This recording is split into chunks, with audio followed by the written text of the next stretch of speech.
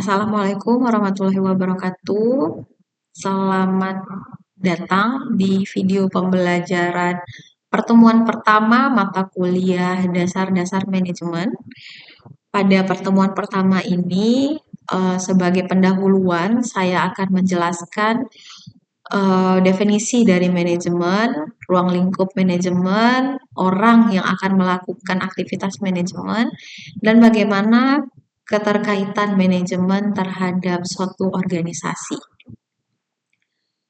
Sebelum kita masuk ke dalam definisi aktivitas manajemen, maka kita harus mengenal dulu siapa yang akan melakukan aktivitas tersebut.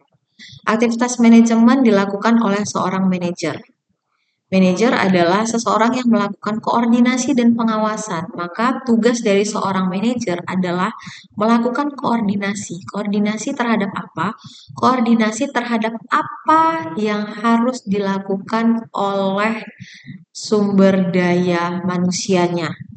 Apa yang harus dilakukan terhadap sumber daya perusahaannya. Maka koordinasi tersebut harus ditunjuk melalui manajer. Kemudian juga manajer juga yang nantinya akan melakukan penilaian. Disinilah fungsi dari pengawasan seorang manajer. Dia harus melakukan evaluasi, penilaian terhadap kinerja dari orang-orang yang telah ditetapkan untuk melakukan suatu aktivitas tertentu.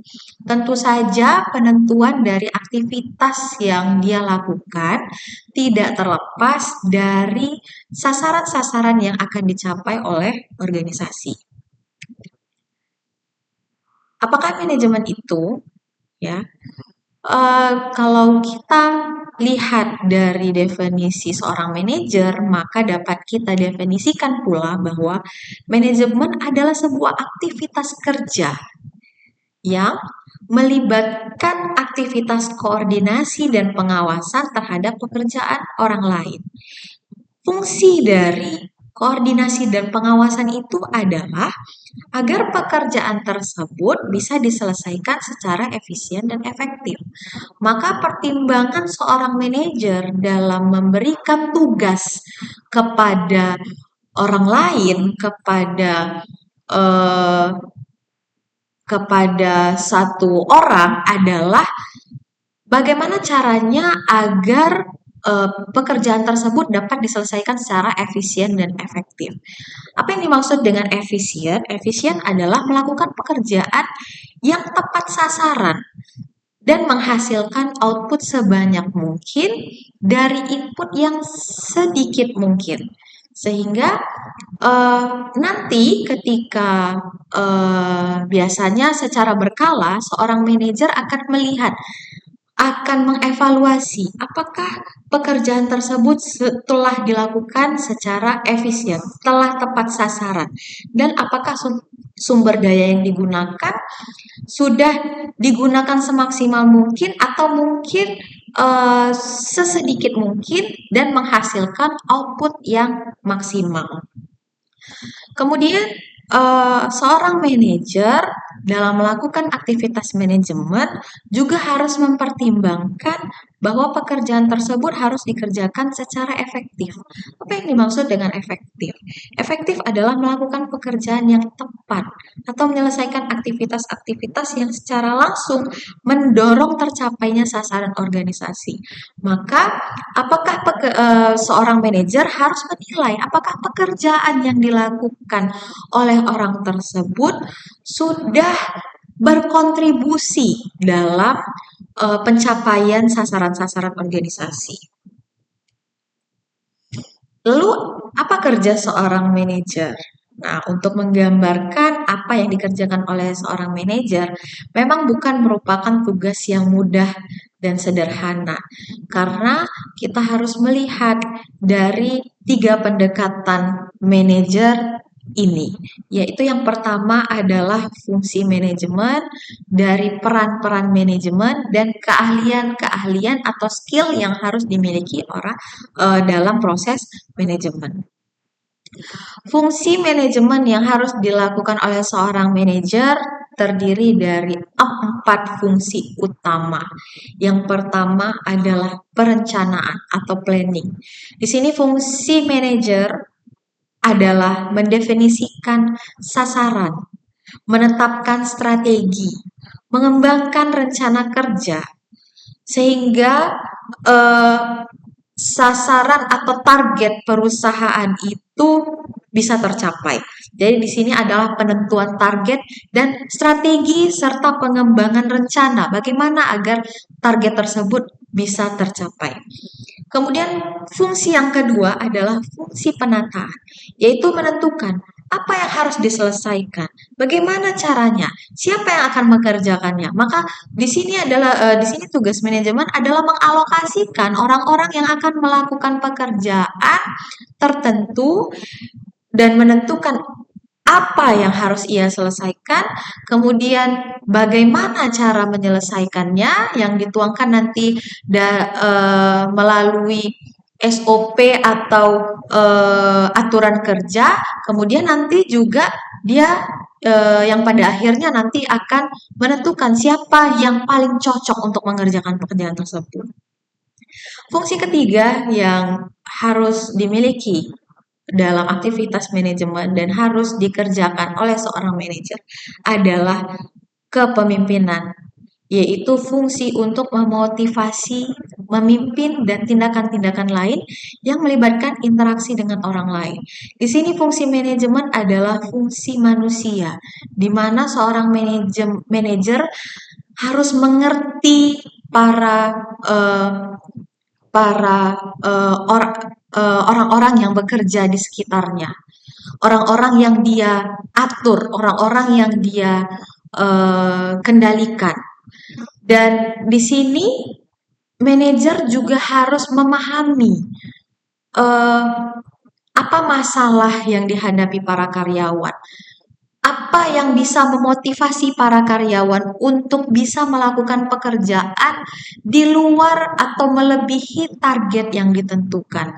Kemudian di sini juga manajer harus berfungsi untuk mendukung karir seorang karyawan.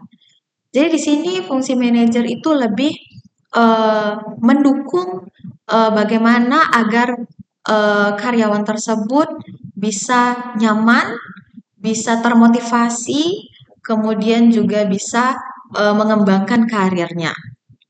Kemudian fungsi manajemen yang keempat, yang paling penting dan biasanya dilakukan secara berkala, yaitu adalah fungsi pengendalian, di mana seorang manajer harus mengawasi aktivitas-aktivitas demi memastikan segala sesuatunya terselesaikan sesuai rencana.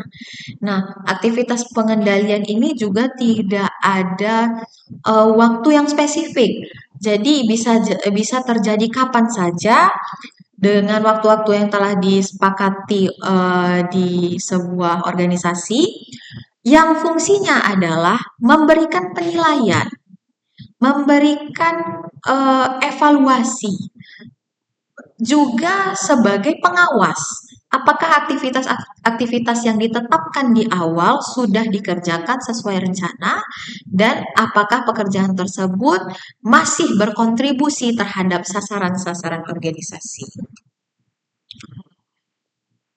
Peran-peran manajemen terdiri dari 3 peran penting.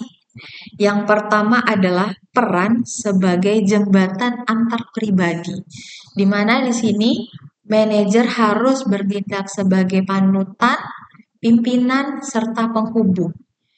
Panutan untuk bawahannya, pimpinan juga untuk karyawan-karyawan yang berada di level bawahnya.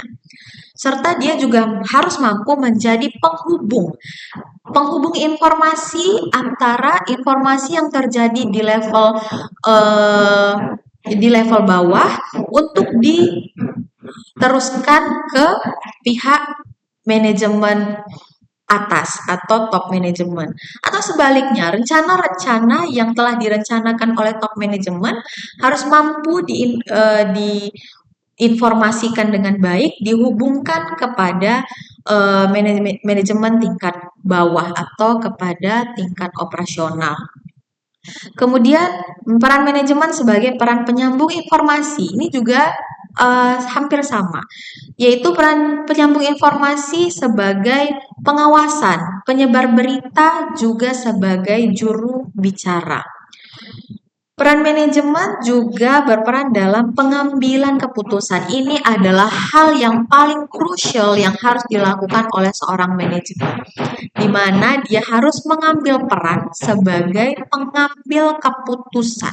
Keputusan-keputusan yang sifatnya jangka pendek, yang sifatnya harus diputuskan secara cepat. Peran ini juga yang akan membantu para top manajemen untuk tidak terlalu terlibat dalam proses operasional. Kemudian, seorang manajemen juga harus memiliki keahlian-keahlian tertentu sesuai dengan tingkat dari manajemen tersebut. Ada keahlian-keahlian yang harus dimiliki, yang dikelompokkan menjadi 3 keahlian utama, yaitu keahlian teknis. Keahlian teknis adalah keahlian seorang manajer atau keahlian manajemen dalam mengimplementasikan pengetahuan dan keahlian di bidang spesialisasi tertentu. Keahlian ini biasanya dibutuhkan pada manajemen tingkat bawah, atau kalau kita masuk ke organisasi, keahlian ini biasanya dimiliki oleh karyawan-karyawan yang mengerjakan tugas-tugas rutin, tugas operasional. Jadi, dia hanya mengimplementasikan apa yang sudah dia pelajari, apa yang sudah dia pahami. Misalnya, kalau anak akuntansi, background-nya adalah akuntansi. Keahliannya yang bisa dia lakukan selama perkuliahan adalah membuat laporan keuangan. Maka itu adalah keahlian teknis yang dia punya. Dan keahlian teknis ini masih keahlian yang dimiliki oleh manajemen yang masih hanya diperlukan di manajemen tingkat bawah. Kalau kita step up ke manajemen keahlian yang dibutuhkan oleh manajemen menengah, maka kita akan berbicara tentang keahlian manusia atau keahlian tentang orang, yaitu kemampuan untuk bekerja secara baik dengan orang lain atau kelompok. Di sini kalian manajemen yang ditonjolkan adalah keahlian untuk memahami orang lain, memotivasi orang lain, memberikan kesempatan yang sama kepada seluruh karyawan untuk berkarir di bidang yang dia suka. Kemudian juga ini terkait dengan empati dan kemampuan seseorang untuk memberikan sokongan atau support kepada orang lain agar dia bisa menjadi lebih baik lagi. Jadi ini keahlian yang memang membantu orang lain untuk bertumbuh. Kemudian keahlian manajemen yang ketiga yaitu keahlian konseptual. Keahlian ini dibutuhkan pada manajemen tingkat puncak, di mana pada keahlian ini seseorang harus mampu berpikir dan mengkonsep tentang situasi yang abstrak dan rumit. Maka output dari keahlian ini biasanya berupa kebijakan, peraturan, kemudian ketentuan, atau mungkin lebih jauh lagi adalah merumuskan target organisasi secara keseluruhan. dalam perkembangan masa ke masa, maka eh, peran manajemen juga semakin berkembang dan terus berubah.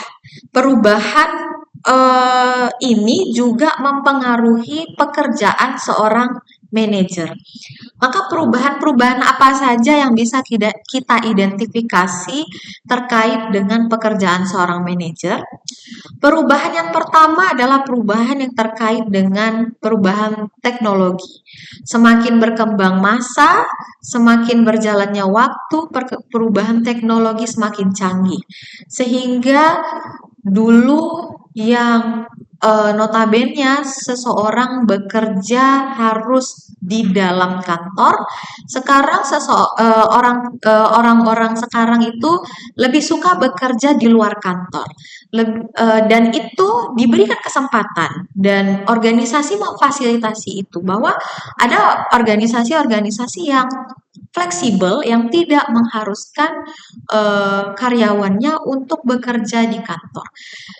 Selama target-target perusahaan terpenuhi, tercapai, maka karyawannya bisa bekerja di mana saja. Nah, tapi kalau kita melihat dari sisi manajer, maka seorang manajer harus memikirkan apa batasan-batasan atas pergeseran ini. Apa kira-kira yang harus eh, dilakukan dalam perhitungan terkait gaji, terkait jam kerja, untuk memfasilitasi eh, pergeseran aktivitas ini. Sehingga itulah tugas manajer untuk melihat ini eh, secara lebih holistik. Kemudian perubahan yang terjadi adalah perubahan ancaman keamanan. Ini merupakan perubahan yang mungkin terjadi dalam pengelolaan risiko, restrukturasi tempat kerja, permasalahan diskriminasi, permasalahan globalisasi, kepedulian pada karyawan, ketidakpastian sumber atau biaya masa depan. Perubahan ancaman dan keamanan ini terkait dengan ya sama saja ya, seiring berjalannya waktu, resiko yang mungkin dihadapi organisasi juga akan semakin bervariasi. Kemudian eh, organisasi mungkin juga akan menghadapi isu-isu global, isu-isu lain yang mungkin lebih spesifik seperti isu diskriminasi, kemudian isu terhadap kesejahteraan karyawan, yang semuanya itu harus dipikirkan manajer agar karyawan di dalam sebuah organisasi itu tidak merasakan adanya diskriminasi. Terkait pengelolaan resiko, bagaimana caranya agar resiko-resiko baru yang mungkin belum pernah dihadapi oleh organisasi bisa dimitigasi atau bisa dihindari. Kemudian perubahan juga terjadi dari aspek etika organisasi dan manajemen. Yaitu adalah dampak atau perubahan yang terjadi adalah seorang manajer harus mendefinisikan ulang konsep nilai, memulihkan kepercayaan, kemudian meningkatkan akuntabilitas dan pertanggungjawaban yang lebih baik. Kemudian perubahan juga terjadi seiring dengan peningkatan daya saing. Maka pada aspek perubahan ini, seorang manajer harus mampu untuk melakukan pelayanan pelanggan yang lebih baik, melakukan inovasi, kemudian berekspansi secara global, kemudian juga melakukan aktivitas dan melakukan aktivitas secara lebih efisien untuk pada akhirnya berimplikasi pada peningkatan daya saing organisasi dan perusahaan. Setelah kita berbicara tentang manajemen, dan orang yang melakukan aktivitas manajemen yaitu seorang manajer, maka kita harus memahami di mana seorang manajer bisa melakukan aktivitas manajemennya. Seorang manajer bisa melakukan aktivitas manajemen jika ada sebuah organisasi. Apakah organisasi itu? Organisasi adalah penataan sekumpulan orang yang secara disengaja yang tujuannya untuk mencapai tujuan tertentu, beberapa tujuan tertentu. Nah, jadi organisasi itu yang harus kita garis bawahi adalah organisasi itu harus terdiri dari 2 orang atau lebih dan memiliki tujuan tertentu yang kita sebut sebagai tujuan organisasi. Kemudian organisasi itu bisa diidentifikasi dari 3 sifat umum organisasi, yaitu sebuah organisasi harus mempunyai tujuan yang jelas. Lalu, sebuah organisasi membutuhkan orang yang akan bekerja untuk mengimplementasikan tujuan yang ditargetkan. Kemudian yang ketiga, organisasi tersebut juga harus memiliki struktur. Struktur yang kita sebut dengan struktur organisasi, di mana orang-orang yang tadi ada atau berkumpul di organisasi tersebut disusun sesuai dengan tugas dan fungsinya. Mengapa kita perlu mempelajari manajemen?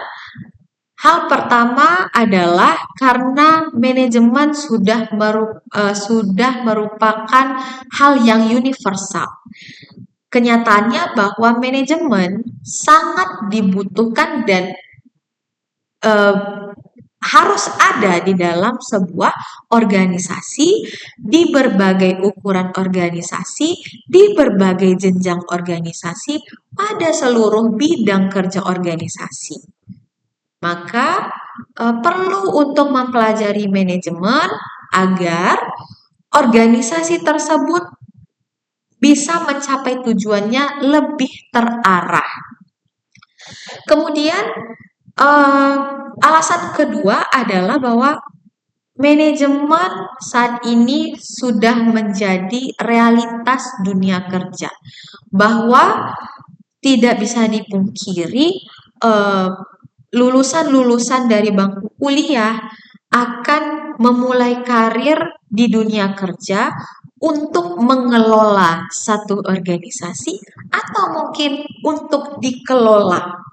Maka ketika kalian sudah mempelajari manajemen, kalian harus paham kenapa kalian harus diatur dan kenapa kalian harus melakukan aktivitas manajemen. Nah, ini adalah beberapa gambaran tentang imbalan dan tantangan ketika kalian menjadi seorang manajer. Ya, kalian bisa lihat ya, ada banyak banget imbalan yang atau keuntungan kalau kalian mampu untuk menjadi seorang manajer. Jika kalian bisa menjadi seorang manajer, kalian tentu saja bisa menciptakan lingkungan kerja. Kalian harus mampu untuk menciptakan lingkungan kerja. Kemudian kalian juga memiliki kesempatan untuk berpikir kreatif dan berimajinasi. Jadi dalam hal pengelolaan perlu ya berpikir kreatif dan berimajinasi. Kemudian membantu orang lain untuk menemukan makna dan pencapaian kerja. Disinilah fungsi manusia tadi ya. Jadi seorang manajer itu tidak boleh hanya memikirkan tujuan organisasi, tapi dia juga harus memikirkan kesejahteraan karyawan. Kemudian manajer juga harus mampu mendukung, mendidik, membina. Kemudian seorang manajer juga diberi kesempatan untuk bekerja dengan bermacam orang, mengenali bermacam sifat orang lain, memahami orang lain, dan itu merupakan satu hal yang akan menambah kemampuan kalian dalam melihat potensi seseorang. Kemudian, seorang manajer juga tentu saja mendapat pengakuan dan status di organisasi atau masyarakat, karena biasanya seorang manajer itu sudah berada seminim-minimnya sudah berada di manajemen level menengah, sehingga biasanya dia sudah mempunyai eh, mempunyai orang-orang yang bisa dia atur. Kemudian, memegang peranan dalam mempengaruhi pencapaian organisasi, mendapat kompensasi yang layak. Ya, ini tentu saja seorang manajer juga eh, pastinya bekerja dengan tingkat pengambil keputusan itu pasti mempunyai kompensasi kerja yang lebih tinggi daripada mungkin karyawan-karyawan yang hanya melakukan tugas rutin dan operasional. Kemudian seorang manajer yang baik selalu dibutuhkan organisasi. Jadi mereka biasanya selalu dicari oleh organisasi sehingga lapangan pekerjaan untuk menjadi seorang manajer itu sangat terbuka luas. Tapi ada juga tantangan yang harus dimiliki yang mengikuti imbalan-imbalan tadi. Yaitu yang pertama seorang manajer harus bekerja keras, mengembangkan tugas administrasi dibandingkan manajerial. Harus berurusan dengan beraneka ragam orang. Jadi ketika kita harus berurusan dengan berbagai macam orang, ya ada plus minusnya, ada enak, ada enggaknya. Di satu sisi kita bisa membantu mereka untuk mencapai dan mensejahterakan mereka, tapi di sisi lain kita juga harus memahami eh, sifat mereka, kemudian sampai masalah yang dihadapi oleh karyawan. Dituntut untuk menyelesaikan tugas dengan sumber daya yang terbatas, memotivasi pekerja walaupun dalam situasi yang kacau dan tidak pasti, memadukan pengetahuan, ambisi, dan pengalaman dari berbagai kelompok, serta keberhasilannya bergantung pada kinerja orang lain. Sehingga seorang manajer itu, kalau karyawannya sejahtera, kalau karyawannya bahagia, maka dia disebut sebagai manajer yang berhasil. Kalau pencapaian organisasi tercapai atau bahkan melebihi dari target yang ditentukan, maka disebut sebagai manajer yang baik. Sehingga kinerjanya sangat bergantung pada orang-orang di sekitarnya. Demikianlah yang bisa saya sampaikan untuk pengenalan tentang manajemen dan organisasi. Sampai jumpa pada video pembelajaran selanjutnya.